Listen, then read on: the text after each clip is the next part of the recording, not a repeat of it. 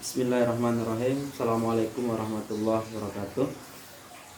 Alhamdulillah Rabbi shrah li sadri wa yassir li amri wahlul 'uqdatam min lisani yafqahu qawli. Anak sekalian yang mudah-mudahan dalam lindungan Allah Subhanahu wa taala, kita bersyukur atas nikmat yang sudah Allah berikan kepada kita. Salawat dan salam semoga senantiasa tercurahkan kepada junjungan kita Nabi Muhammad sallallahu alaihi wasallam.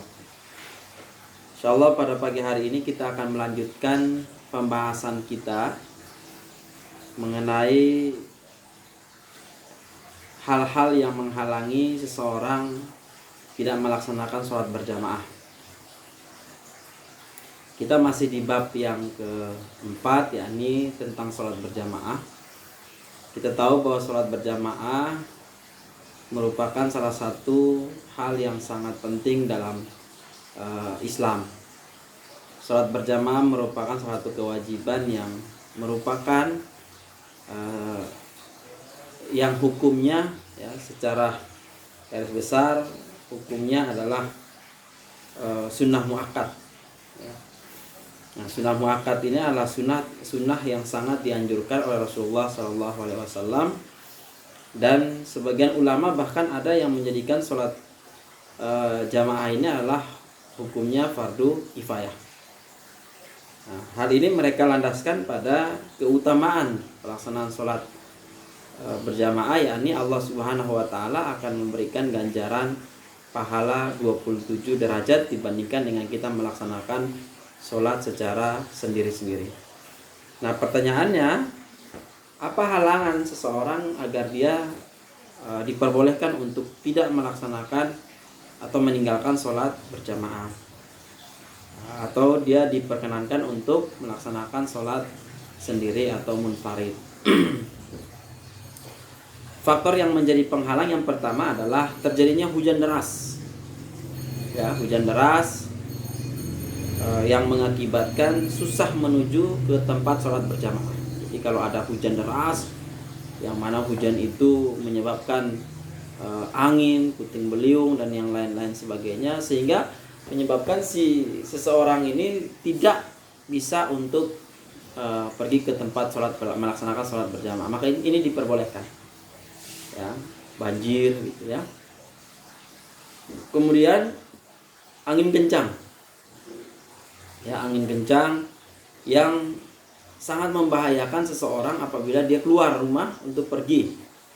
Nah, maka ini juga merupakan salah satu hal yang bisa membuat seseorang tinggal di dalam rumah. Kemudian yang ketiga, dia sakit yang mengakibatkan dia susah berjalan menuju tempat sholat berjamaah. Nah, ini diperbolehkan, ya, diperbolehkan. Kemudian ketika mau berangkat sangat ingin buang air besar atau buang air kecil, ya. Nah, jadi ini juga diperbolehkan untuk dia tidak melaksanakan sholat berjamaah di masjid. Kemudian yang terakhir, karena baru makan makanan yang bau, sukar dihilangkan, maka dia boleh melaksanakan sholat sendiri di rumahnya. Nah, anak sekalian, adapun tata cara pelaksanaan sholat berjamaah, seperti kita ketahui bahwa sholat berjamaah itu biasanya diawali dengan azan, ya, dan iqomat. Ya. Tapi kalau tidak memungkinkan, cukup dengan iqomat saja, maka itu diperbolehkan.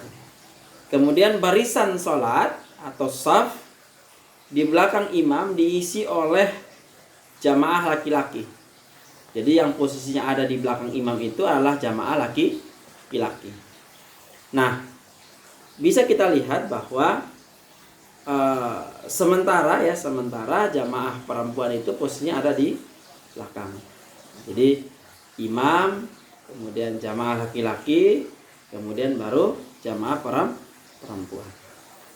Nah, dalam melaksanakan sholat berjamaah, seorang imam membaca bacaan sholat, ada yang nyaring, ya, atau yang terdengar, ada yang dijaharkan. Ada yang dijaharkan, ada juga yang disirkan. Nah, bacaan yang dinyaringkan itu bacaan takbiratul ihram. Ya, kemudian takbir intikal tasmi dan salam. Nah, bacaan Al-Fatihah dan ayat-ayat Al-Quran pada 2 rakaat pertama ya, adanya di sholat maghrib, sholat isya, sholat subuh. Begitu juga dengan sholat Jumat atau sholat-sholat sunnah lainnya, sholat gerhana, istisqa ya, dan lain-lain. Bahkan sholat idain ya, antara 2 hari raya pun suaranya dikeraskan. Sholat tarawih dan juga witir. Nah, bacaan amin bagi imam dan makmum setelah imam selesai membaca suratul Fatihah, maka waladhdallin, maka jamaah di belakang makmumnya wajib ya membaca amin ya setelah imam membaca surat Al-Fatihah. Kemudian yang selanjutnya, makmum harus mengikuti gerakan imam dan tidak boleh mendahului gerakan imam. Artinya jangan sampai nanti imam belum sujud dia sudah sujud, imam belum bangun dari ruku dia sudah bangun dari ruku, maka itu tidak sah sholat berjamaahnya, bahkan batal ya sholat berjamaahnya.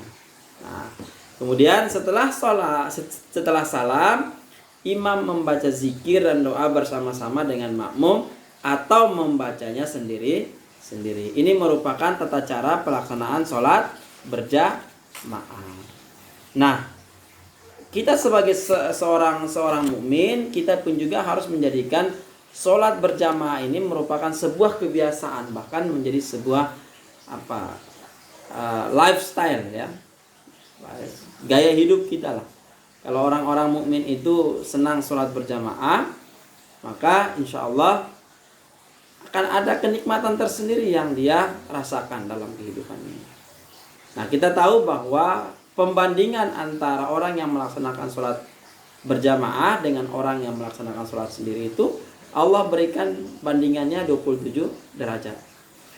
Nah, karena sholat berjamaah ini memiliki beberapa keutamaan ya. Yang pertama, membangun atau menjalin silaturahim antar sesama. Kemudian mengajarkan hidup disiplin, artinya sholat tepat waktu ya. Kemudian menjaga persatuan dan kesatuan, karena di dalam masjid itu kan kita membangun kebersamaan di dalamnya. Kemudian menahan dari kemauan sendiri, atau kalau namanya orang sholat itu kan pasti akan mengikuti imam. Ya, sehebat apapun, setinggi apapun juga jabatan seorang, ketika dia menjadi makmum, maka dia harus mengikuti apa yang dilakukan oleh imam.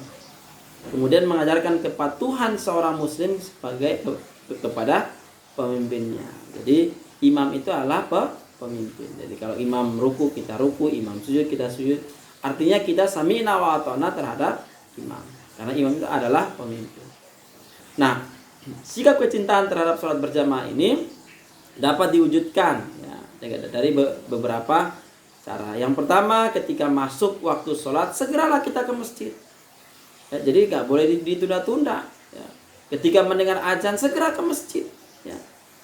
Jadi jangan sampai ditunda-tunda. Mengajak teman, orang-orang ada di sekeliling kita untuk tetap melaksanakan sholat berjamaah ya, suka menjalin silaturahim, kemudian sedang mendatangi majelis taklim, tidak suka membeda-bedakan ya, satu sosial seseorang, dia kayak dia ini, tidak ya, bersikap demokratif, taat kepada pimpinan ya. Dan yang terakhir, kita menjaga hubungan kita atau menjaga persatuan kita agar menjadi sebuah kejamaahnya yang lebih baik. Inilah yang saya kira harus dicontoh oleh anak-anak sekalian, bahwa ternyata membangun hubungan silaturahim itu bisa melalui sholat berjamaah. Mulailah kita mengembangkan sholat berjamaah. Nah, sholat berjamaah itu afdolnya di mana? Di masjid. Mari kita ramaikan masjid, kita bangun masjid, kita makmurkan masjid agar masjid menjadi sebuah sarana bagi kita untuk menggapai ridho Allah dan juga menjaga silaturahim, membangun persatuan dan kesatuan di masjid agar kita menjadi orang-orang senantiasa diberkahi oleh Allah Subhanahu wa taala. Ya, mungkin itu saja yang bisa Bapak sampaikan pada pagi hari ini. Mudah-mudahan anak sekalian bisa tetap istiqomah. Bapak nitip pesan, jaga sholat 5 waktu kita, jaga sholat jamaah kita, dan tetap istiqomah untuk senantiasa melaksanakan sholat di masjid. Demikian mungkin itu saja yang bisa saya sampaikan. Wallahu a'lam bishawab. Assalamualaikum warahmatullahi wabarakatuh.